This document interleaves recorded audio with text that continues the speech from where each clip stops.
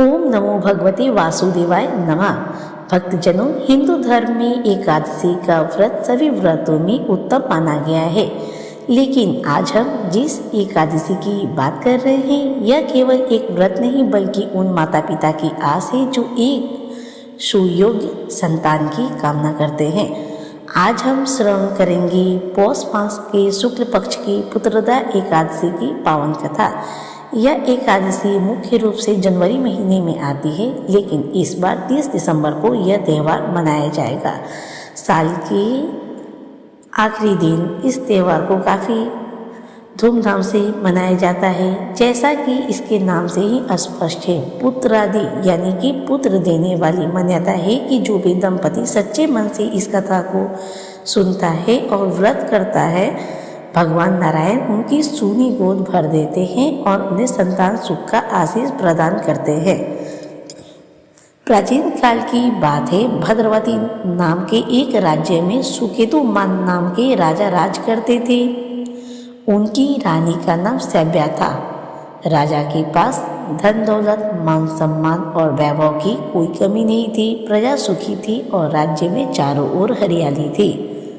लेकिन इतनी सुख सुविधाओं के बीच भी राजा और रानी के मन में एक गहरा दुख था कि उनकी कोई संतान नहीं थी।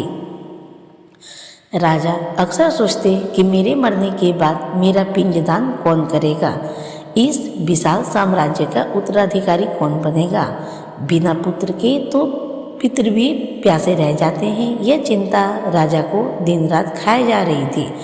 एक दिन इसी मानसिक पीड़ा से दुखी होकर राजा अपना प्राण त्यागने के विचार से वन की ओर निकल पड़े। चलते चलते राजा गहरी जंगल में पहुंच गए। प्यास से उनका गला सूख रहा था। तभी उन्हें दूर एक सुंदर सरोवर दिखाई दिया, जिसके किनारे कुछ ऋषियों के आश्रम बने थे। राजा वहां पहुंचे और उन्होंने देखा कि सरोवर के तट पे ऋषि मुनि वेद पाठ कर रहे हैं। राजा ने अत्यंत विनम्रता से उन ऋषियों को प्रणाम किया। राजा के चेहरे पर दुख देखकर ऋषियों ने पूछा, हे राजन, आप इस निर्जन वन में इतने चिंतित क्यों हैं? आपके मन की व्यथा क्या है? राजा ने हाथ जोड़कर अपनी पीड़ा कह सुनाई। तभी ऋषियों ने मुस्कुराकर कहा, हे राजन, आज पौष मास के शुक्ल पक्ष की पुत्रदा एकादशी है। हम सब यहाँ विश्वदेव हैं और इस शुभ दिन का उत्सव मना रहे हैं। यदि आप आज के दिन पूरी निष्ठा के साथ एकादशी का व्रत करें तो भगवान श्री हरि आपकी इच्छा अवश्य पूर्ण करेंगे। ऋषियों की आज्ञा मानकर राजा सुकेतुमान ने उसी क्षण व्रत का संकल्प लिया। उन्होंने विधि विधान से भगवान विष्णु का पूजन किया और अगले दिन द्वादशी को व्रत का पारण किया। कुछ समय बाद भगवान की कृपा और व्रत के प्रभाव से रानी सभ्या गर्भवती हुई और उन्होंने एक अत्यंत तेजस्वी और धर्मपरायण पुत्र को जन्म दिया। पूरे राज्य में खुशियां छा गई। राजा का पितृदोष समाप्त हो गया और उन्हें मोक्ष का मार्ग मिल गया।